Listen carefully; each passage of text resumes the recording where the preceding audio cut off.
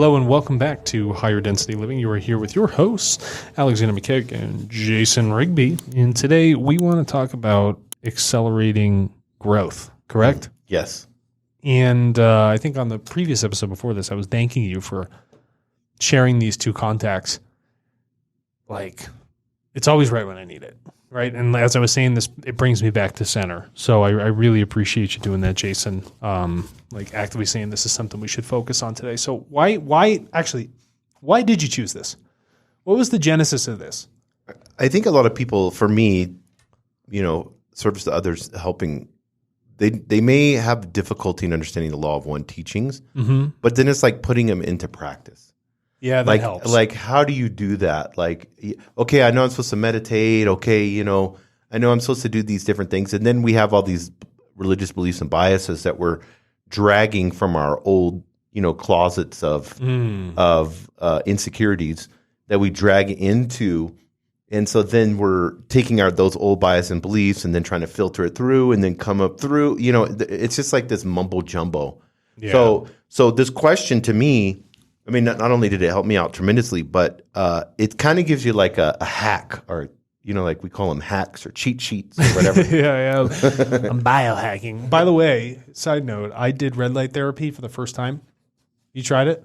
Yes, I've tried it like with a Joule or something, but it was kind of smaller. I did it with a platinum LED, full body, front and back, completely in the nude, LILT, so low intensity light therapy for this red and near infrared wavelengths. And it's supposed to go down and penetrate through any of the hard and soft tissues and then help the mitochondria, essentially the engine of the cells, to remove the oxidative stress and get those things going to do everything it needs to do, right? I don't sweat ever. And you were sweating? I stood in the lights and my veins started popping out like on my entire body, and I had just sweat pouring out of my armpits. Oh, so you were detoxing. Whatever it was doing at a cellular level to get things to move, like, and just engage, was absolutely incredible. Yeah, I heard it's pretty expensive. It was not cheap. So for like 31 sessions here in Santa Fe, it's like $300, but in other places of the country, it's more expensive. But if me and Amanda want to do it, it'd be like prohibitively expensive. But it was really incredible what it did for me. And it makes you feel so calm after like the first 5 minutes. I could imagine, because your body's just like, dun dun dun. Yeah, you're like charged up. Yeah. But it's like a warmth that penetrates deep into like the bones. It's great. That'd be great during the wintertime. It's really nice. All right, sorry, we can go back to this. So, question here. For general development of the reader of this book, could you state, asking Raw Collective, could you state some of the practices or exercises to perform, to produce? And I want to stop right there because this was really funny. When I was reading this, you could tell this is third density language. Yeah. Because we're using words of practices, performing, producing. Mm-hmm. These are all those words that are like identity driven. Yes. My ego wants me to do things. And spirituality is this way. I need to be better. I need to take these steps, like whatever it might be. Yeah, I was talking to somebody a while back, and they're like, well, I meditate over an hour a day. So? It's like, and that's what I said. I was like, and? Yeah. Yeah, I mean, how do you act when you get in traffic? It's like, who cares how long you meditate? You meditating then, you know what I mean? It's enlightenment is just you being. It's being in this world. It's the being part, not the doing. That's all it is. Yeah. I was in I'm on a side story again. And then we'll get to this. We'll repeat it. Were you in Whole Foods? No, I was in the shower. Oh, okay. And I'm standing there and I reminded myself, I'm like, the only thing we have in this world is the moment. Yeah. You don't have the past. You don't have the future. You don't have 5 seconds from now. You only have this moment, which is fleeting, like all the time. Well, I heard a spiritual teacher the other day say, if you have your senses, like touch, taste, feel, those are in the past. They're all in the past. Because the minute you feel something, that's the past. It's over. That's what I'm saying. That's why I'm thinking. Like me touching this table, I'm feeling that's the why this texture. This isn't real. Me touching your hand, that's not real. No. That just happened. It was in the past. It's only the moment. It's only the moment that we have. Yeah, we get into electromagnetism. Yeah, and it's funny because there was a great line I read in a book. It was one of the biographies written on Alexander the Great from some time ago, and he was over in India after he was conquering that area. And he came across a group of fairly wise sages. I think there's like 6 or 7 of them. But they were Jainists, so they're completely nude, just hanging out, but very philosophical. And he asked them, he said, "Do you know who I am?" And the sages respond, "We don't know who you are." Right? And he said, "Well, I'm the king, essentially of this land here, because of how the emperors who had ruled this place have given it over to me." And they said, "The only thing you own is the ground underneath your 2 feet. Just that space. Everything else is not for ownership." Yeah, in that present moment. And then what an interesting thing to tell a king at that time. Oh, yeah. And it was great to read the book and how it was received. I encourage anybody to actually buy some of the biographies on it. It was quite staggering, but like I said, the moments, that limited space, right? Mm-hmm. That's all that you really get. But apart from that, everything's totally illusory. Yeah, and this whole idea of even this question to Ra, some of the practice or exercise performed to produce, and then he uses the next word, an acceleration towards the law of one. So it's like, I always think of like Star Trek when they went into warp drive. Yeah, and the stars are going And then by. I'm like, I want to accelerate my spirituality. I want to warp drive to enlightenment. Well, the idea of acceleration is that we have distance and time. Yes. Okay?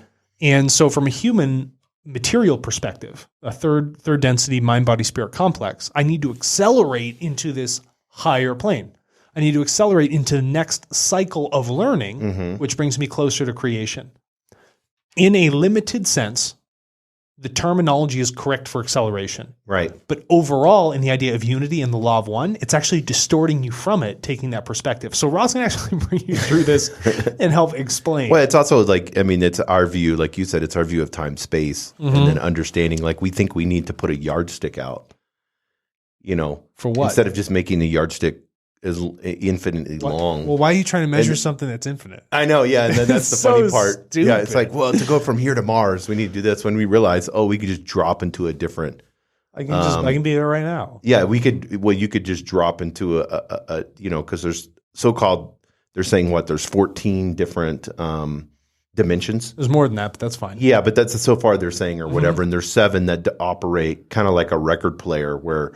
It plays a song on either side. Well, sure, yeah, of course. So you have that. It's the octaves. Right? Yeah. So whenever you even look at like what physics, and they just debunk string theory and all this other stuff here recently, but whenever you're looking at quantum physics, that whole idea of measuring even dark matter, we don't even know what the fuck that is. No, it's like we're going to measure 2 objects of matter. So everything that matters to us is matter.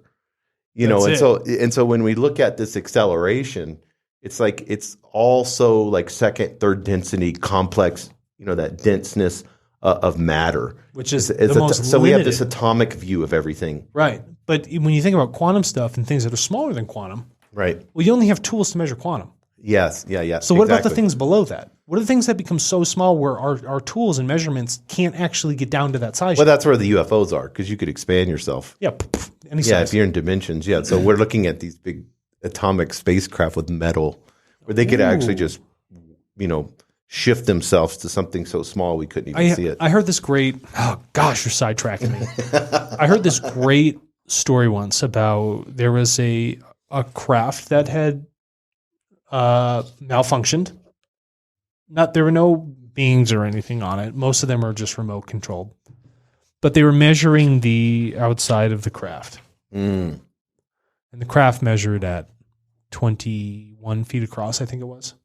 My memory serves me. And then when they went inside to measure, it was over 120 feet. Oh, yeah, and they were wondering, like, how was that? They're like, how can you have that much space inside something that's... I've heard of this multiple times with abductees. Right. They kept walking and walking on the craft. And there's a difference in fields that can be created to generate changes in a time-space distortion. So if you're already using technology that affords you to travel quickly through time and space, you can use that to generate fields in a localized environment to change what essentially distance is. Yes. I think it's actually quite remarkable. But it just shows you, again, it's valueless to just measure things. Like this can that you have here on the table, how big is this can? Can's about 5 inches tall. Right. But what is 5 inches? It's also infinitely long and infinitely short within itself. Yeah, and it's me perceiving as it's hard. Pure perception. Yes, yeah. Perception relative to how we measure ourselves in the physical and then apply that to other objects of nature which we are engaging with. Yeah, and I think higher self would look at it in if you look at things, because I've been really, really practicing understanding love. And so he says love and light, light and love, and you get that. I understand the light perspective. I'm beginning to understand the light. Let me say that. Mm-hmm. The love part to me is like, and we'll get into that. He's going to talk about that. So let's get into that because I don't want to. All right. So I'll reframe the question. Okay. And then I want you to respond as Ra. Okay, perfect. And then we'll explain it. I am Ra. Yeah. For general development of the reader of this book, and this is what Donna's asking, could you state some of the practices or exercises to perform, to produce an acceleration toward the law of one? Then Ra says, I am Ra. Exercise 1. I love this. Let's make this clear. He's like, okay. They're little third density peons. Exercise 1. And I will pre-frame this. This is comical because they're making a joke out of this. Yes, yeah, they are. So go ahead. This is the most nearly centered and usable within your illusion complex. You can tell it's the joke because he says it. He states it right there. Yeah. This is the most nearly centered, like you're still off a degree. Well, there's never a center. Yeah, well. Because it's an illusion. Well, Carla, that you have to understand, I mean, the instruments that they were using, like nearly centered, so illusion complex, that whole thing was happening with them. As far as like having to tune everything exactly perfectly and have alignment. So this is funny, nearly centered. Like you're close, but you're still off. But a degree off times 10,000 miles gets you where? Or an infinite distance gets you where? Back in a circle. Isn't that interesting? Oh, that's beautiful. I love that. That'll fuck some minds up. That'll fuck your mind up. Yeah, go ahead. This is the most nearly centered and usable within your illusion complex. And then this is where I've been really trying to study. The moment contains love. Oh, the moment. Because that's all you have. The present moment, yeah. That's it. Boom. At every single second, the moment contains love. Why? Because you're afforded the opportunity to exist and use one of the initial primal distortions of creation, which is free will, to make choices. Yep. That is some of the highest amounts of love. The fact that your ability to be here and evolve this consciousness state in this mind-body-spirit complex, that is the greatest love. Recognize that in the moment is the aspect of existence and the ability to exist. And this practice right here, the moment contains love, that right there in and of itself, because I came up with the same conclusion you did with free will and all that. And so to practice that on a personal level, how I looked at it was, and I love Wayne Dyer's, I've said this before, but he was sitting by a pool at a resort with his 9-year-old grandson. Mm-hmm.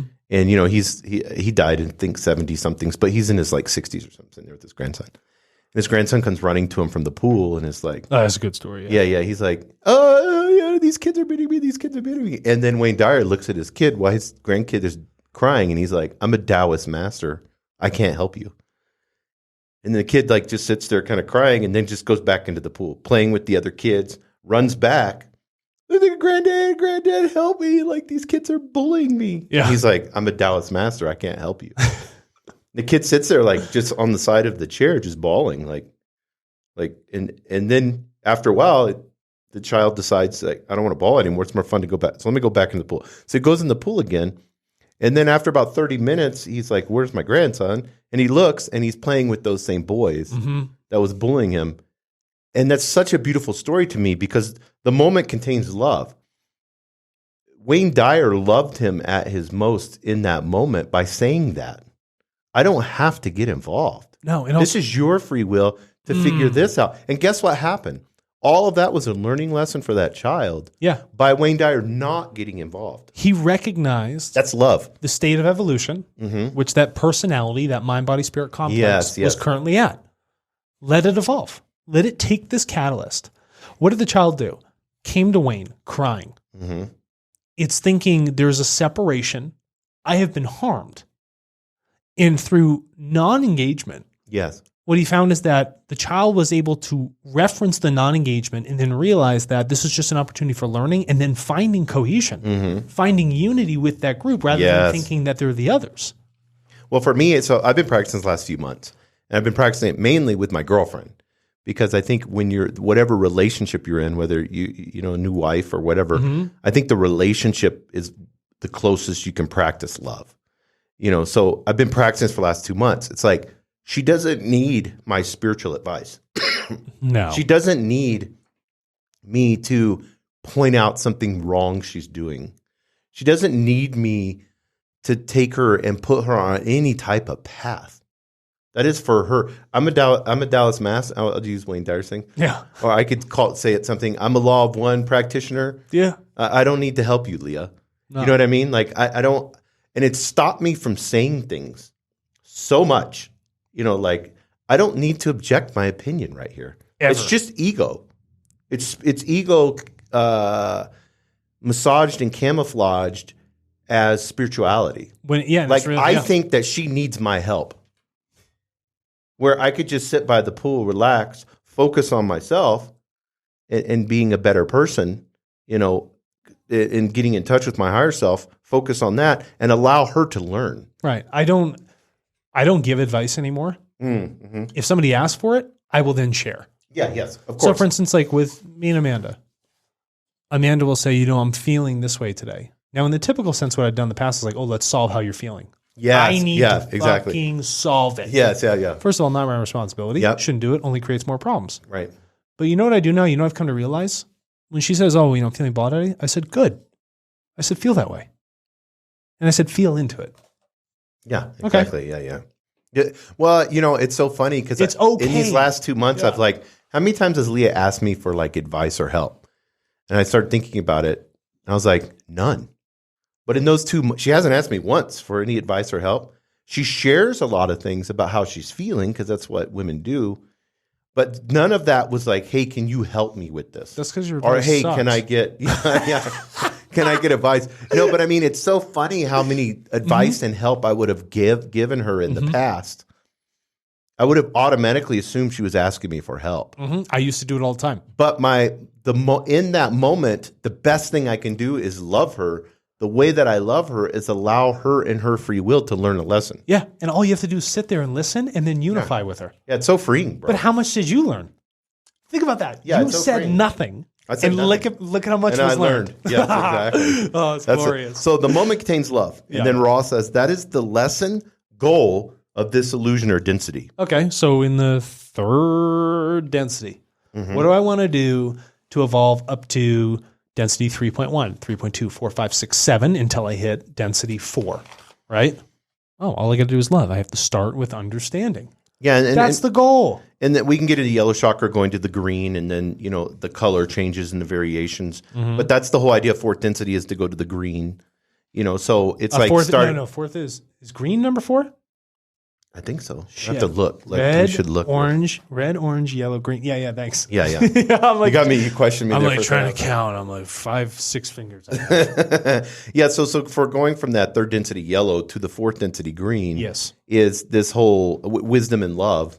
You know, and understanding, you're evolving to that fourth density. So your body, in and of itself, whether you get to fourth density now and then your body has to wait 10,000. I mean, not your body, but your spirit has to wait 10,000 years for the world to catch up to where you're at, or whether, like, probably my dumbass, I probably got they're probably, let's get him back into a body so he can learn on this plane. We're gonna push him down again. Yeah. Oh, he hit that body, passed away. Let's get him right into another one. He's got a lot of learning to do. Throw him back down there. Yeah. So, you know, it's you know, that's the beautiful part is all it's doing is giving you a game or a matrix for you to learn on. Yeah. And whether you have a child, a son or a daughter, and you guys will probably experience that, having this approach changes the way that you raise a child. Think about I'm glad I know it now. 180 degrees out from the way you raise a child. Do you wish you knew this before you had kids? 100%. Yeah. I would change a lot of things. Here's a more powerful question. How would this have changed your first marriage if you knew this ahead of time? Oh, big time. Dude, I was like, what we perceive as love it's all ego. And so you just have two egos being reactive. And then when you're in that reactive state of ego, especially with my ex and me mainly, probably mostly to blame as the leader, you know, me having that leadership type of personality where I feel like I need to lead all the time. Yes. And not being submissive and listening and learning. That whole idea was this like ego is there and I'm going to be a victim. So anything that happened against what I perceived was separation against me, I had to play a victim. And I was very cool with the victim. Like, I'm not going to play a victim where I cower on the side. I'm going to get angry and say stupid shit.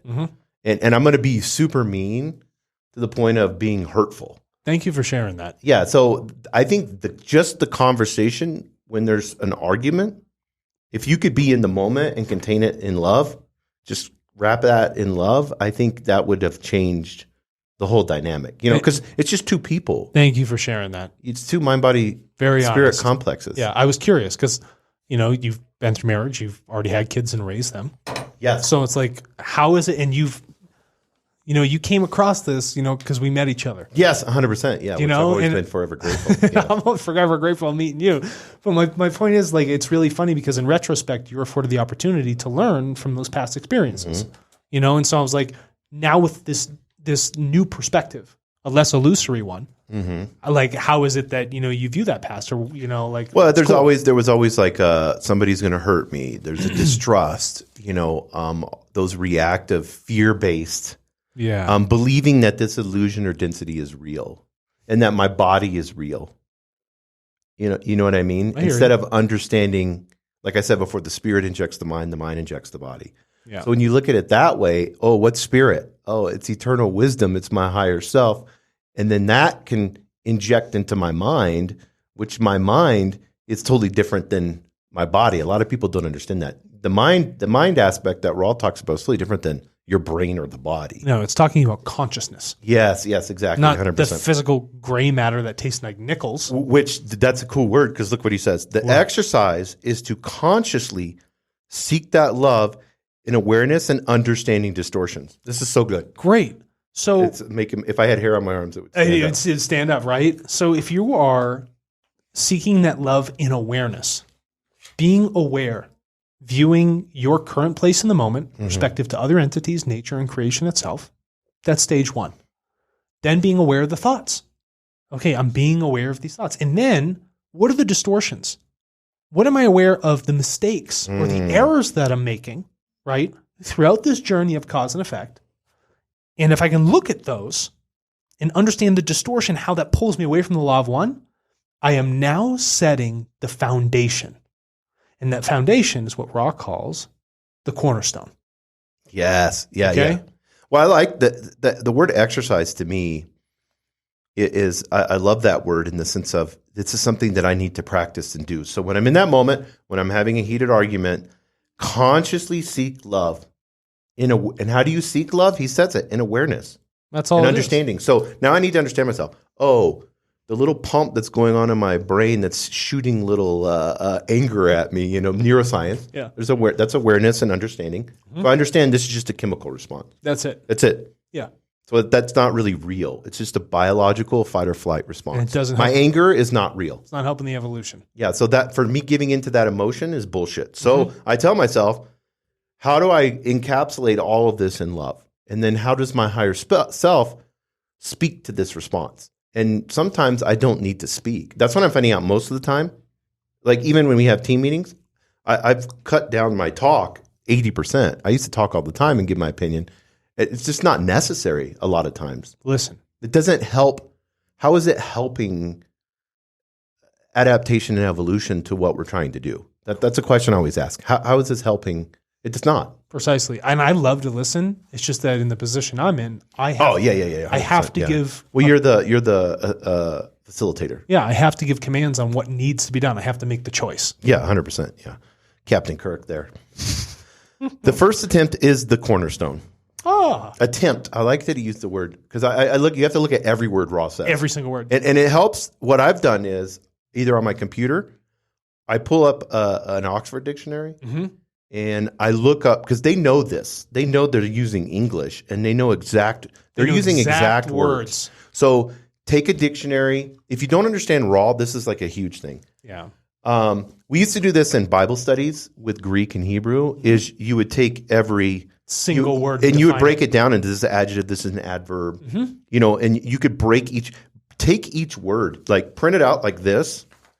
I want to help people because a lot of people say, I don't understand law of one, and then they go away and they do other spiritual teachings. Yeah, they get lost. If you say, I'm going to study this paragraph today, and I'm going to break each word down, and then do like like keywords, like a keyword study of each word, because attempt is a big word. Why? Because it doesn't say success, but there was an effort that occurred, but a failure resulted.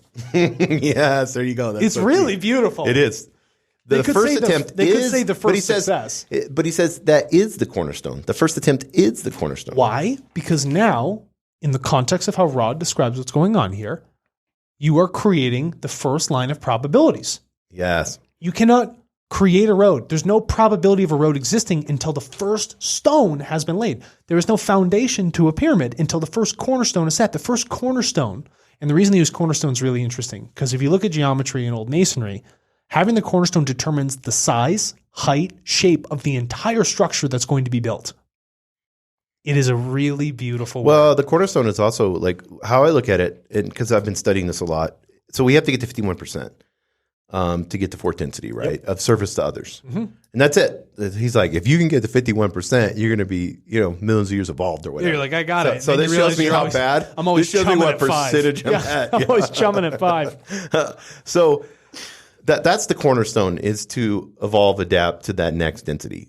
So, that's not the cornerstone, but that's what you're building. Like you said, 3.1, 3.2, 3.3.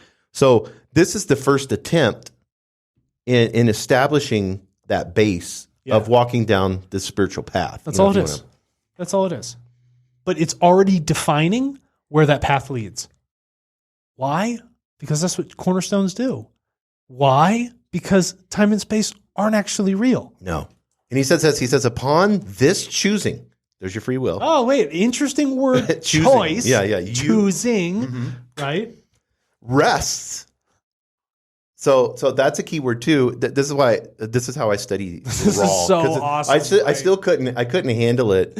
And I told you when we first were studying it, because you have the mind where you can understand this. Me just being like a big ape, I can lift heavy things. Big ape. I have to like break this out. So when I saw rests, I instantly think, okay, in me reacting in my free will towards service to others and love, that creates this peace in this choosing. It creates, I can rest in this of me exhibiting love. I can like rest in it. Like there's another aspect though. You ready for this? Upon this choosing, so you set the cornerstone on the attempt. Rest. There are things that are sleeping, waiting to be engaged.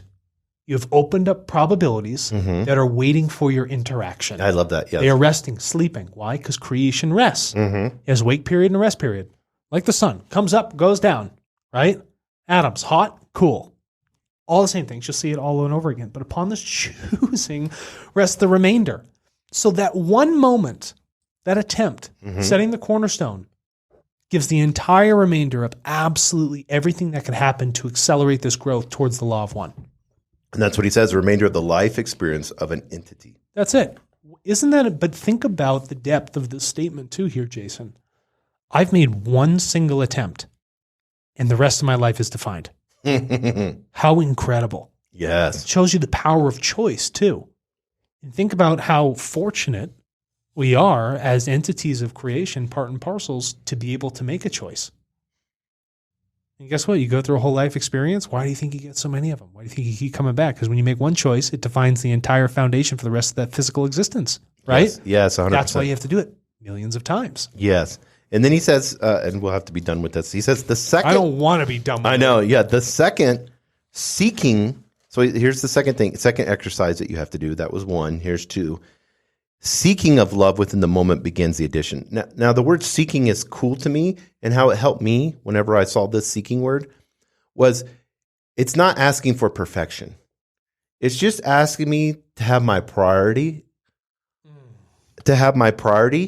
in the moment, to have love as an addition to whatever else I'm doing. Absolutely. Like that's over encompassing. Yeah, it's like it's the overarching goal or theme. Yes. You always have it there in the mind. Right. right? It's like that major end goal, but even as you do all these little subparts Right. of everything they're doing in your existence, this is still where it ends up.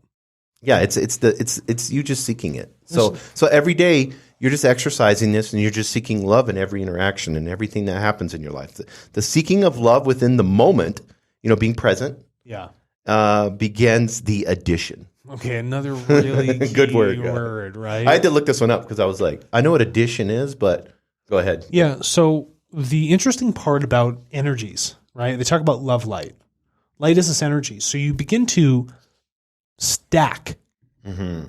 There's a doubling that is actually occurring. So as you're bringing things in, say for instance, I have a wooden beam, and if I stand on it, it's going to flex. Correct?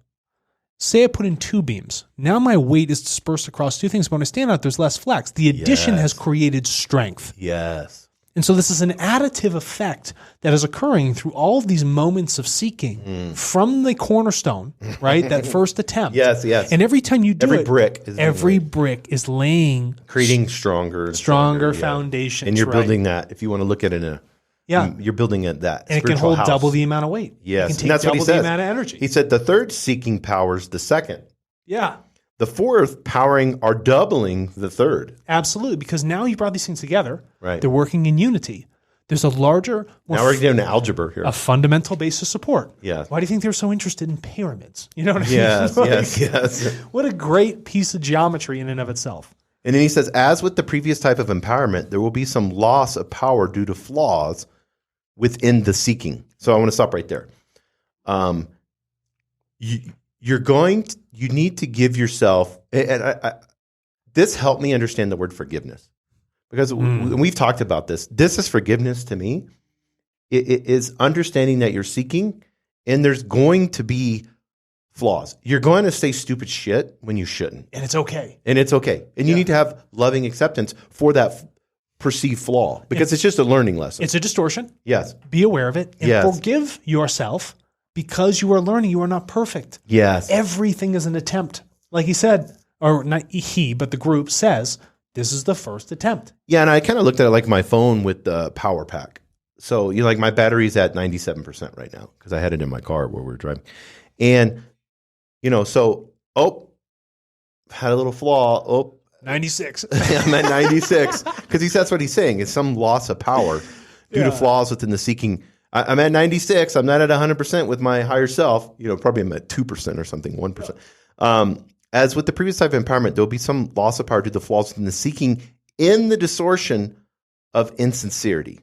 Yep. So that's a key word, because majority of spiritual teachings and religions, the basis of them is insincerity. There's no depth. There's no depth because you're running off your ego. And what is ego? It's narcissism. It's narcissism. There's no objective truths. No. There's no alignment or unity with nature and creation. No. Yeah. And so that insincerity limits the power. Yes. Because the foundation, right, of the seeking that you're doing is not really built off of something that is of love and unity. Yeah, and like we'll use my girlfriend, for example. When I feel like I need to give her some spiritual truth or some spiritual wisdom that only I can impart to her because I'm so much more spiritually better than she is, and I do things and she doesn't spiritually, and my ego, that's all insincerity. That's insincere. It's all ego, because her spiritual lesson is totally different. The way, like Wayne Dyer says, I'm a Taoist master.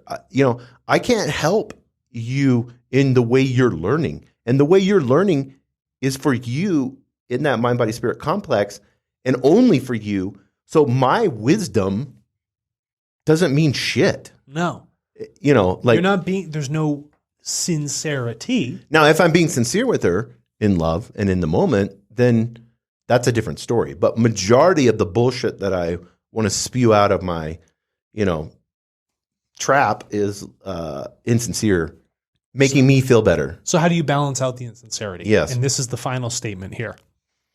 Yes, however, the conscious statement of self to self, of the desire to seek love, is so central an act of will that, as before, the loss of power due to the friction is inconsequential. So I'm being insincere, or I make a mistake. Okay? What do I remind myself of? I remind myself of self to self. Yes. The seeking of the love to the learning. The constant reminder, the exercise of doing that reminding brings the focus, the attunement back to that center, right? That nearly centered point, which Ra had talked about at the beginning. It always reframes it back to that. So the loss of power due to the friction. Yes. And friction is saying there are two entities that are rubbing and not actually joining in union. Very key word that's being used here, right? And that creates heat.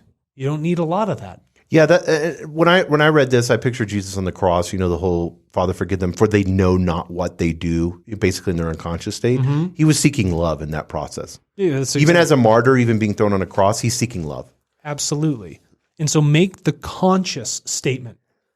Yes. Speak to the self. Make a conscious statement of self to self. Yeah, it's not Alexander speaking to Jason, right? Or John speaking to Jane. It's self speaking to self. It is the mirror. It is mere reflections, reciprocity, reciprocal natures of this entire universe and creation. You and I are just the reflection. Yeah, and that helps you too, like especially for me, whenever I'm seeking love in the answer, then I know that my higher self is communicating with their higher self. Because everybody has a higher self, and we're all one. Yeah. I mean, it's called the law of one for a reason. Right. So the loss of power due to like all those attempts and like doing mini screw ups, don't worry about it. Just have the constant reminder. And so let's just go to, and we can end this just on the comical nature of these next two things for the exercises 2, 3, and 4. So go ahead. Exercise 2. The universe is one being. Okay. One being. I like the word that they use, being. When a mind-body-spirit complex views another mind-body-spirit complex, and this I wanted to understand the word see. So I looked it up. On the Hebrew side of things, because Hebrew language is so pictorial.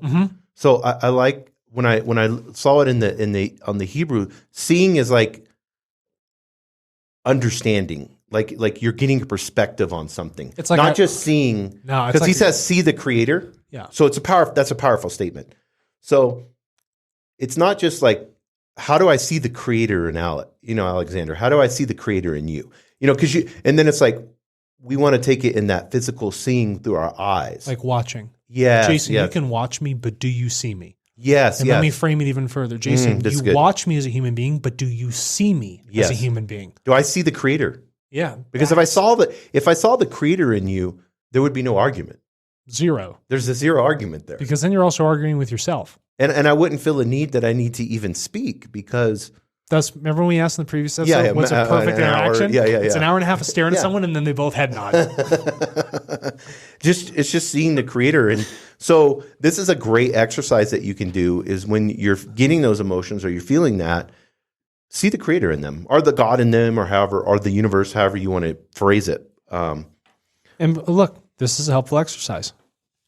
And then go to exercise 3. This is even better. Yeah, this is comical. It's funny. Yeah, it is. Gaze within a mirror, see the creator. What are they telling you here? It's the same damn thing all around. Every exercise is doing the same thing. See the creator. And what's the last one? Exercise 4, gaze at the creation, which lies about the mind-body-spirit complex of each entity. Go onto the mountains here in Santa Fe, wherever. Look right now. See the creator. Okay, so... It's just oneness teaching. I can look at you. Yep. See the creation. Creator.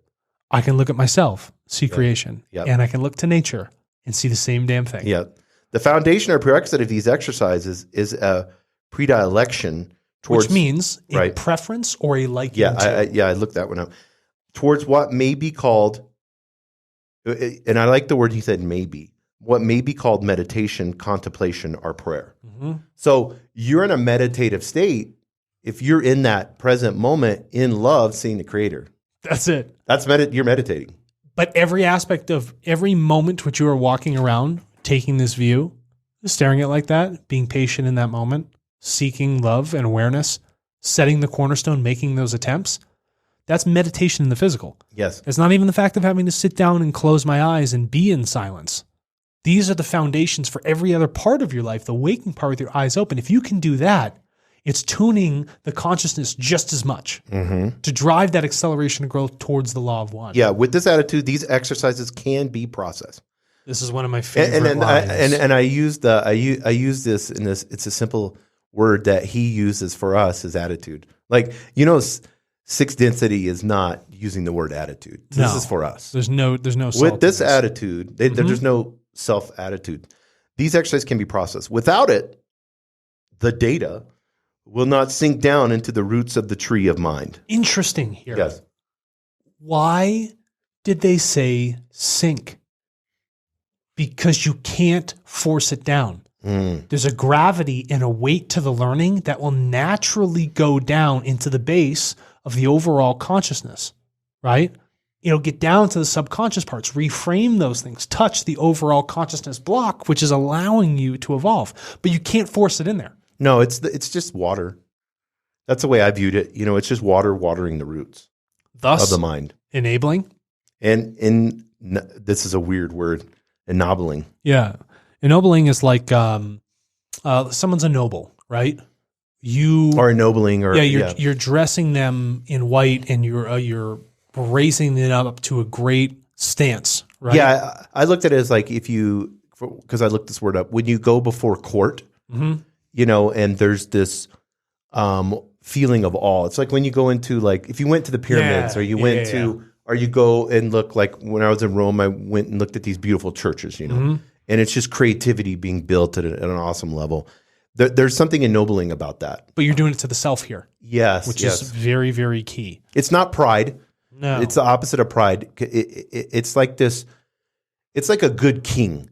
Yeah. Like a good king's going to be in service to others. Like in the old days, like Lionheart or whatever, he's going to go fight the dragon. He's going to there's a sacrificial, of service to others. Yeah. You know what I mean? Which is not sacrifice, but that's that kind of view. The Lionheart, a goodness. That's ennobling. People will be drawn to somebody that's ennobling. But the beautiful power here is that you're doing it with the self.